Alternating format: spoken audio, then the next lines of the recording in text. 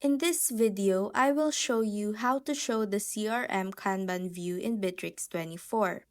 First, log into your Bitrix24 account and you will then see your dashboard. From the menu, click on the CRM button.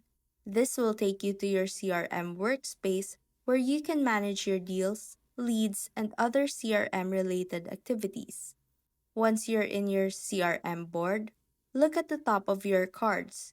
You will see a row of viewing options such as List, Kanban, and others. Click on the Kanban button to switch your view. After clicking, your CRM board will now display in Kanban view, showing all your cards organized by stages, making it easier to monitor the progress of each deal visually. You can also drag and drop cards between stages for quicker management. And that's how to show the CRM Kanban view in Bitrix24.